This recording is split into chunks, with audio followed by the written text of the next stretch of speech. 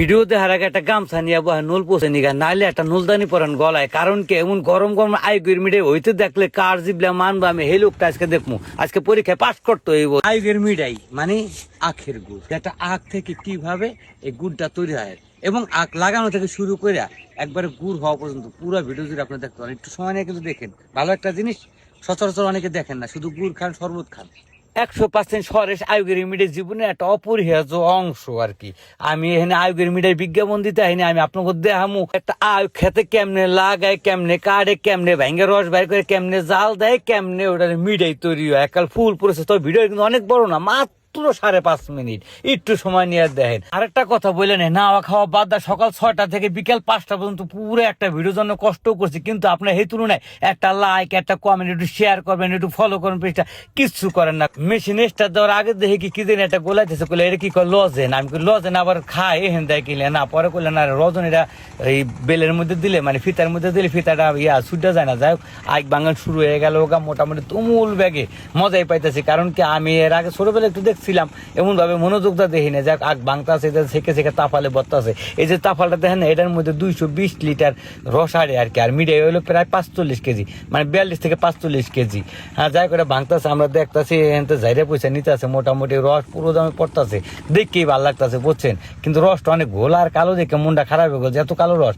আর এই যে লাকড়িগুলো মানে পাতাগুলো, এটা কিন্তু আখের পাতা, এগুলা লাকড়ি চলাচ্ছে বেশি জলে। আর এই যে একটা ছাগল দেখতেছেন বুঝছেন, এই ছাগলটা হইলো ওই যে আখ তাগো ছাগলটা মোটামুটি বাড়ি থেকে আইয়া পরে আখের রস খাইতে লেগে, ছাগল লগে লগে আমরাও খাইলাম। আদা সেরের এক মগ দিছে ভাই, খাওয়া সম্ভব? মামা আমরা খাওয়া সম্ভব না, মামা প্রচুর মিষ্টি, এত মিষ্টি খাওয়া যায় না।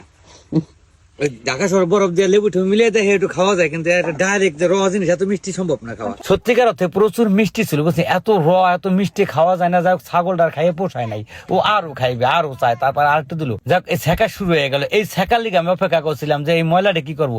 একবার দুইবার পাঁচবার না ভাই, বহুত বার ছেঁকছে, বলার অপেক্ষা রাখে না যে বারবার ওটা ছেঁকছে। আগুন লাগাই দিল, ওই যে টাঙ্গা দেন কি জ্বলা চলতেছে, দাউ দাও আগুন। যদি আগুনে অনেক ভিডিও আছে আমি দেবো না, কারণ আগুন নিয়ে বর্তমানে খুব কাউ চলতেছে ফেসবুকে। এই দেখেন সাইকে ওই যে গা উড়াইতেছে। আর পরিষ্কারটা দেখছেন খুব সুন্দর ভাবে চারিপাশে একবার ধুয়ে মুছে রাখে, ময়লা উঠতেই দেয় না। আর জাল দিলে যত জাল দেয় তত ময়লা ওঠে।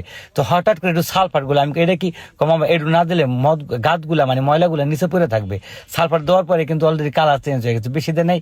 আর ওই ময়লাগুলো উঠতেছে আর বকবকায় জাল চলতেছে, আর মোটামুটি ভাবে পরিষ্কার করতেছে, পরিষ্কার তালেই থাকে। মানে যত জাল দেয় তত নিচে থেকে ময়লাগুলো। তারপরে দেন ফেলনির মতো ছেঁকা দিল। ওসা খাওয়াই না আমরা ইসা মাছ ধরতে নিগা, কিছুক্ষণের লিগা ছোটবেলা সে ওসা ফেলনি খাওয়ানোর কথা মনে পড়ে গেল। এই যে চিনি, 1 কেজি চিনি গোলাইলো, অনেকে এই তাফালটার মধ্যে 5-7 কেজি চিনি দেয়। আর 1 কেজি চিনি যদি একবারে নাই দেন তাহলে মিটের কোনো দানা উঠবে না, মিটে ঘন হবে না, শক্ত মানে। এই জন্য 1 কেজি চিনি দিল, দেওয়ার পর লাড়ার পর লাঠি দেয়, কতক্ষণ খড়ি দিয়ে পিড়েইলো, তারপরে লাঠি দেয় ঘুরতেছে। আমি একটু নিলাম, মাঝে মাঝে আমি একটু ধরার চেষ্টা করি। হ্যাঁ, এটা কি জানেন, এটা হইলো মিটার। হ্যাঁ, একটু গুড় ওটার মধ্যে দিয়া 3-4 বার ধরবে, এটা ফাইনাল স্টেজ করলে হয়ে গেছে, নামাইতে পারো। সবাই ধরে একবারে ওই যে 2 বার ঢুকে নামাই দিলে কি যে গরম, মানে ইস্পাত গোলাইলে যেমন না ওই রকম। যাই হোক সুন্দর করে নামাইলো, নামানোর পরে কিন্তু অলরেডি হোগলা মোগলা বিছে রেডি, মানে ওখানে ঢালবে। আমি খুব এক্সাইটেড। ও ঢালার আগে অনেক কাজ আছে, এটা কতক্ষণ নাড়াইলো চালাইলো অনেক ভাবে। তারপরে সবচেয়ে মজার বিষয় হলো মিঠা, এটা সাদা হইব, ঘন হইব, দানা হইব।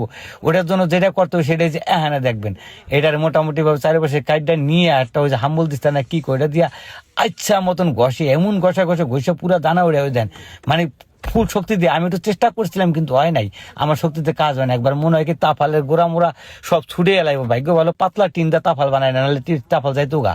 যা গস্তা আছে আর একটু জট বাইর করে দিল খাইতে লিগে।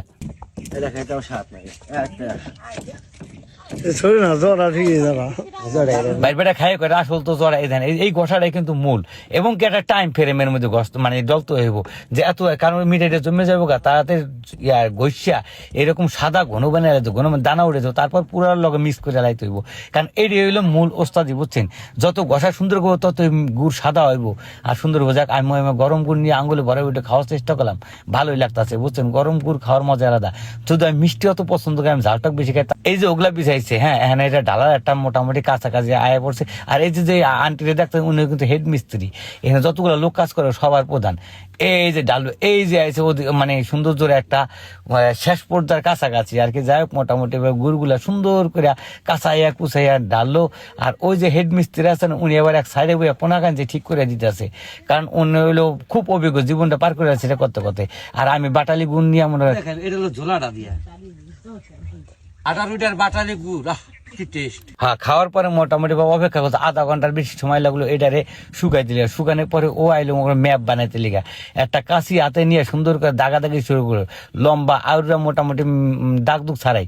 তারপর দুই পাশে দুটো রশি ধরে গছত করে একটা টান দিল। আমি খুব এক্সাইটেড ছিলাম যে এই মিঠাই উড়াইবো কেমনে। পরের দিন না ভালো ইজি, হ্যাঁ এই তো সুন্দর করে। পরে আমার কইলো কি মামা আপনি ভাঙবেন দুইটা সুডান। ওরা সুড়াইতে দেখে আমি ধরতে যাই মনে করেন দুই হানা লাইলাম ভাঙ্গা, কারণ অনেক সফটনেস আর নরম। আর গুড়টা যে কি টেস্টি ছিল এটা মানে মুখে প্রকাশ করতে পারবো না, কারণ কি নিজের চোখে বানাইতে দেখছি।